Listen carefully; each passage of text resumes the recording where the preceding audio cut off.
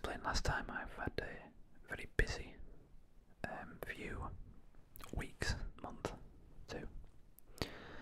I was away with work on various courses and things like that. I was down in Oxford for a couple of weeks, and then I was in Portsmouth, Southampton after that, and then back up closer to home for another one straight after that. So my intention originally was to take the some recording equipment, maybe just the microphone, to do some videos. Oh, that didn't work out because when I was down in Oxford, the temperature, so we had a really hot time in the UK, was extremely hot down there. It was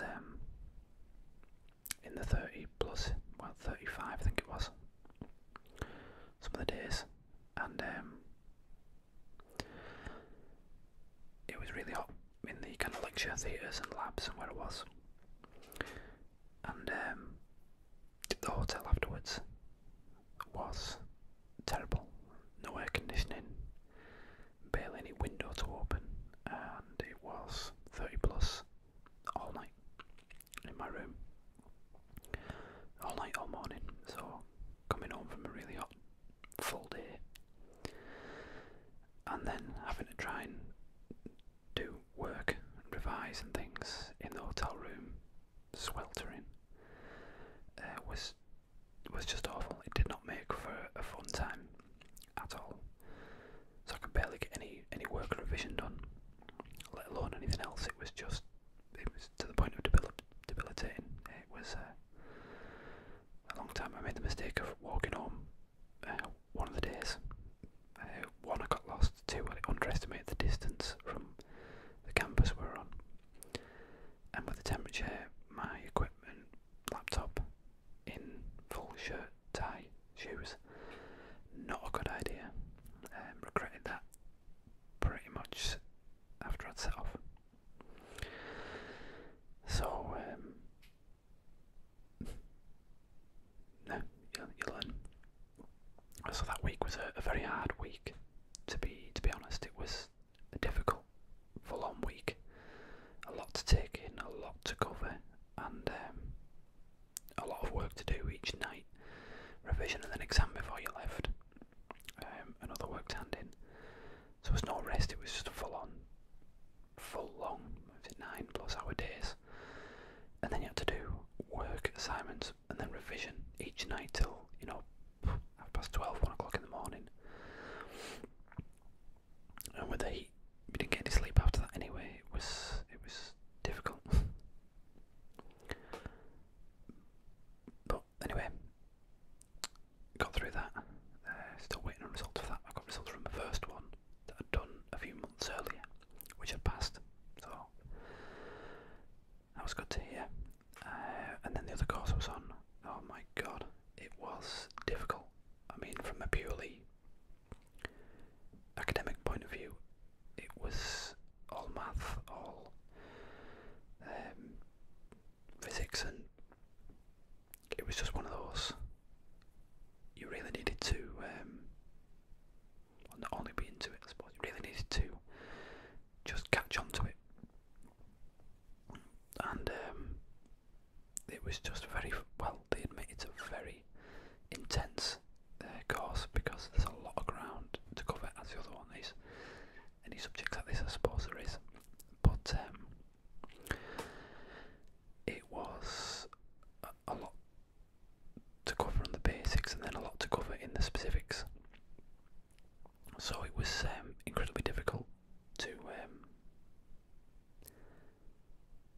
just to follow.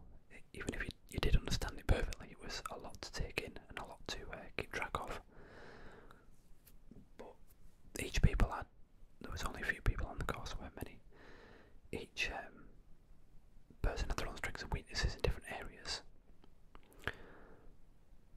But you kind of needed to have a grasp of everything, and it was incredibly difficult.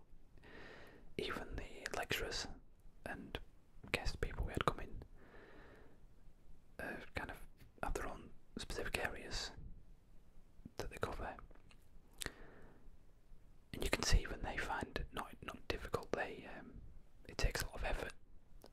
position to try and get over what they need to get over to you without skipping too much and without being too brief, but without overloading you as well. Depending on the response from the people there, they have to kind of tailor it a little bit. And my God, it was full on. Some of the bits were easier than others for me to take in. Some of the bits were a lot more difficult to find your own way of understanding it and regurgitating it, for a better word, but understanding it and being able to apply it in different situations without just repeating exact examples. So it's that was another really hard core. It was just complete 100% concentration all the time from start to finish, and it was on a big base, so I think I started to get ill before I went away the first time in Oxford, and then when I was travelling on the way down to this one, which is a long trip for me down there,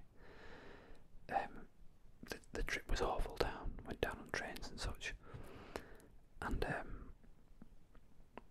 it started to feel ill before I'd even started the course. I had to go down the day before, and I was just physically ill for a few days, and then didn't really eat the entire time. Obviously didn't eat.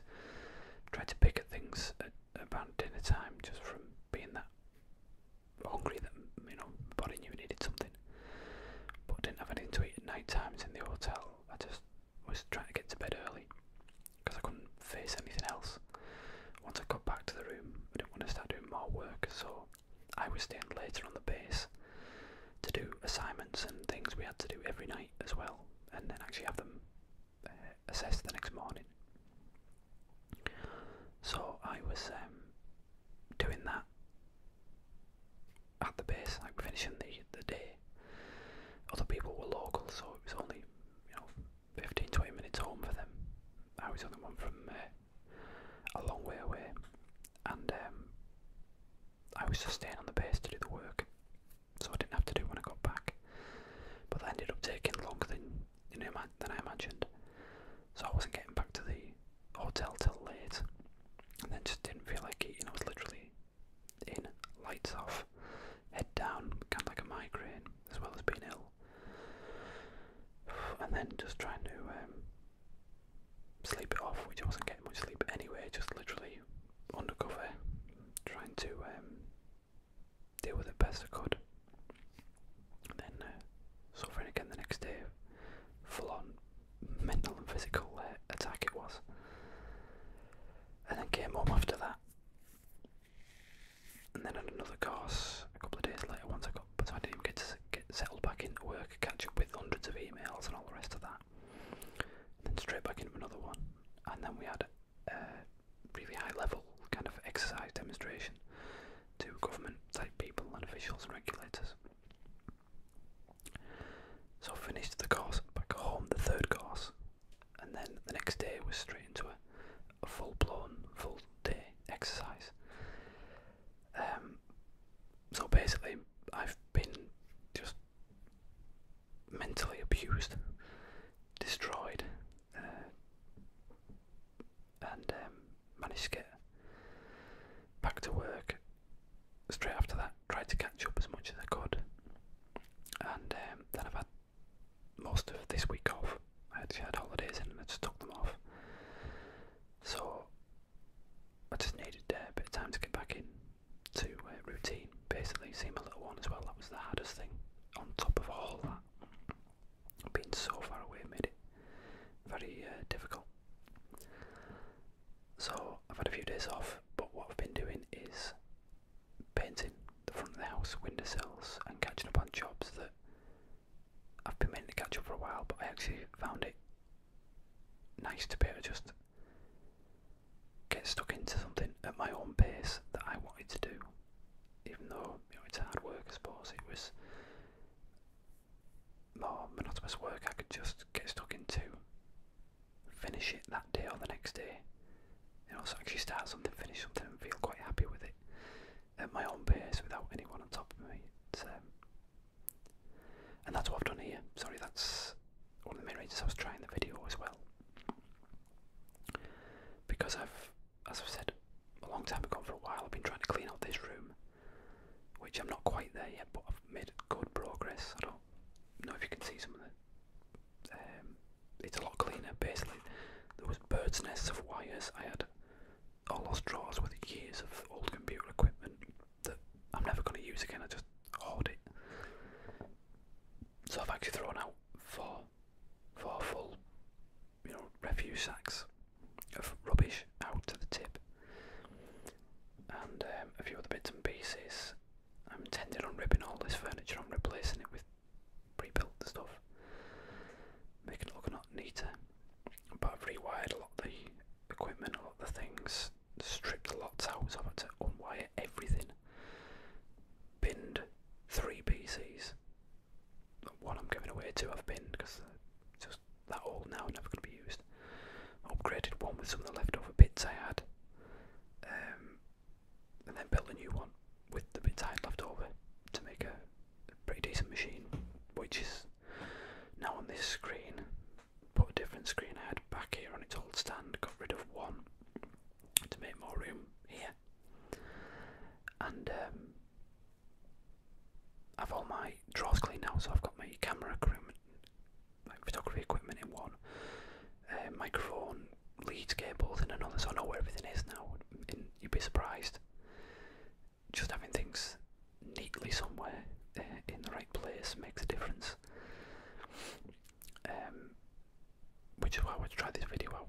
This camera is actually the kind of a GoPro imitation. Is it the SJ5000 Elite? Got it off Amazon. Had really good reviews on it. It's supposed to be 1080p, 60 frames per second. This,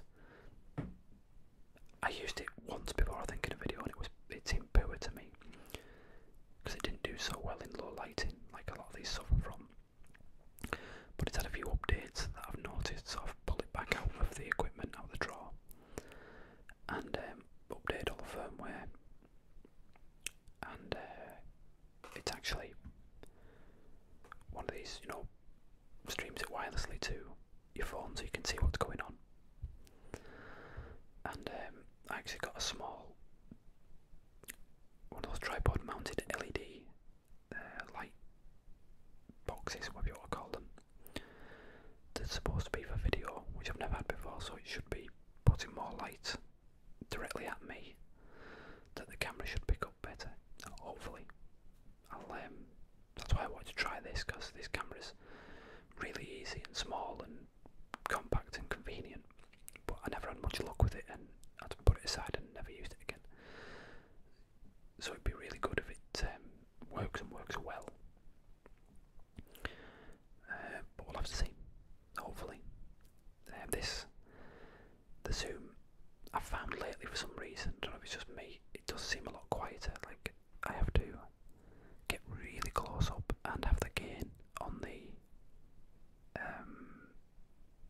XY capsule module. You can buy extra modules for this that clip onto the front, which I do want to get. One of the like shotgun microphones, or the kind of capsule mic you can get for the end, because these ones do seem less sensitive, and you have to turn the gain right up, and I can hear white noise, and it's picking up internal noise of itself, and I don't really like that. So I was going to get the rods back out, use my Scarlett interface that's back there that I can plug them in